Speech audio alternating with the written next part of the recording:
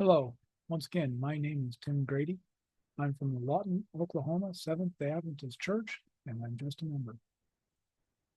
Today, I'm going to be talking about what will you sacrifice to be able to leave the cities? Because it would be a huge sacrifice if you have not prepared for this.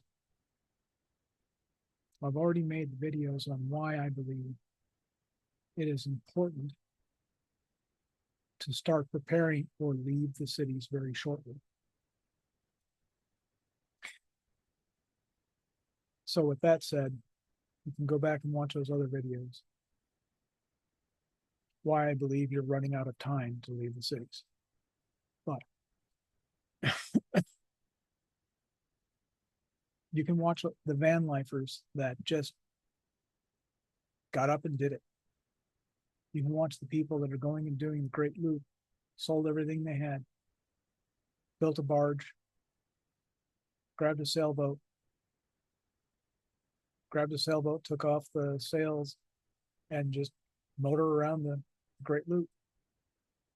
If they can do that and live the third world minimalist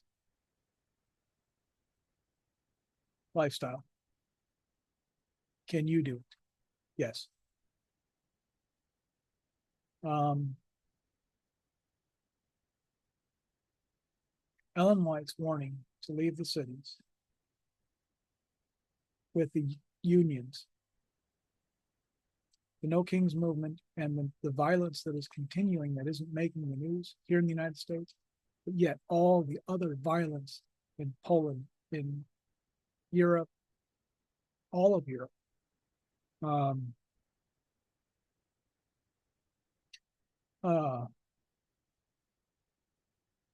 Yeah, all of those countries that have had the violence with the unions.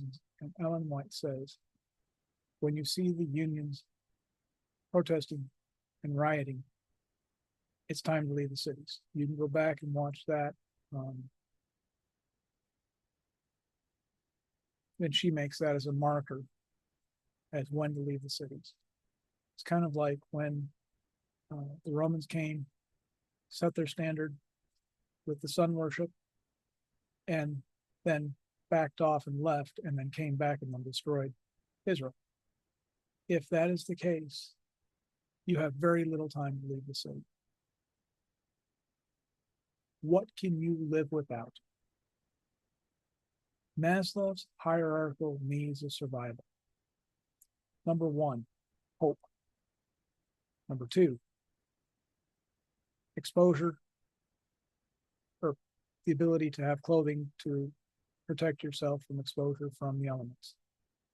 Number three, water, food. 4, 5,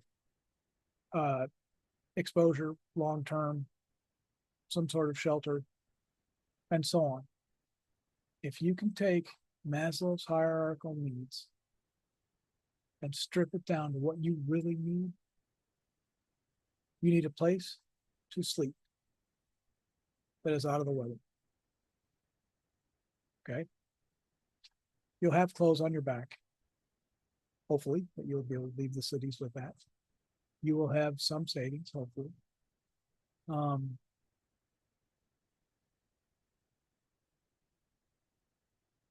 There are ways to do this leaving the city without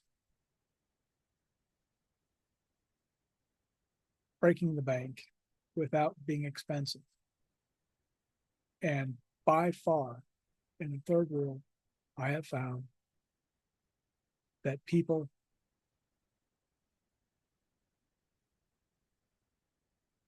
can live on the water less expensively than any other method.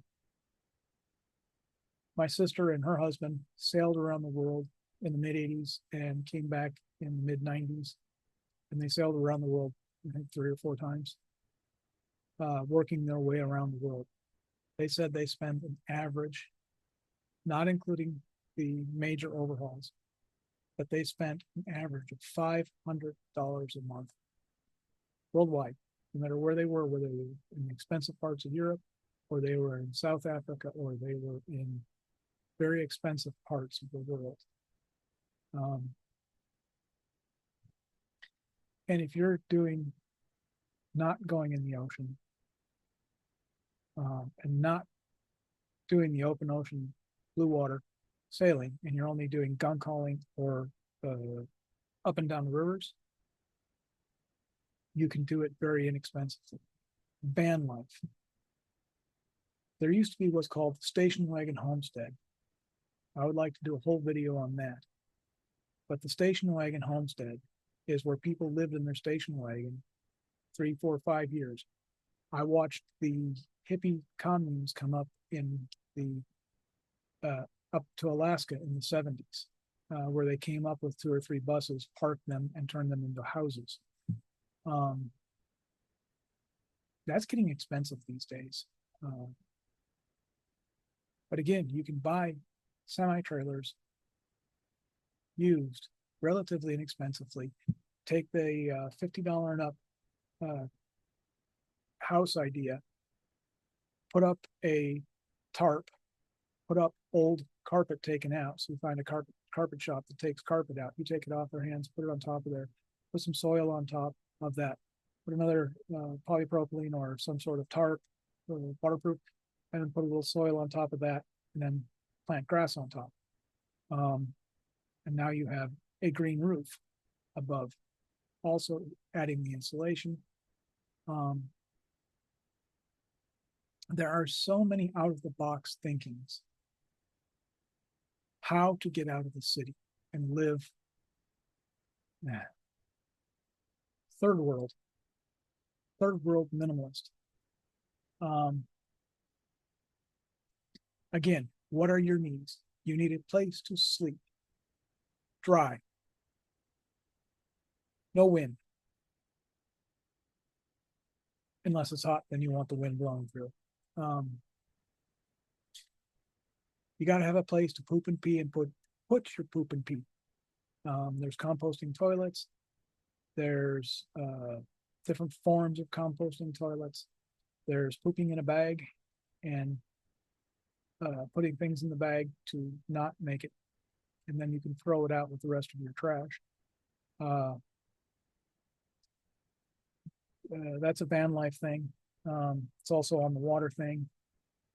But if you can't deal with a place to sleep, a place to poop and pee, a place to wash your body, a place to get potable water.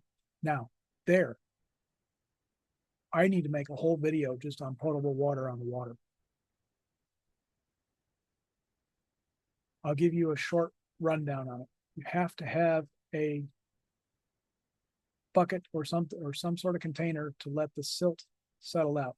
Then you have to pump it through a series of filters. Then you pump it through reverse osmosis, and then you have drinking water on your boat or on an RV through a river. You can now take pretty polluted water and drink it through, let the silt out, run it through the different micron filters, getting down to like the 3 micron ceramic filters, and then through a reverse osmosis, and you will have drinkable water on the water. You can find the surplus reverse osmosis with the hand pump from the rescue boats and the rescue and the Coast Guard and the Navy and other organizations sell them into some of these boating retailers, and you can buy these hand pump reverse osmosis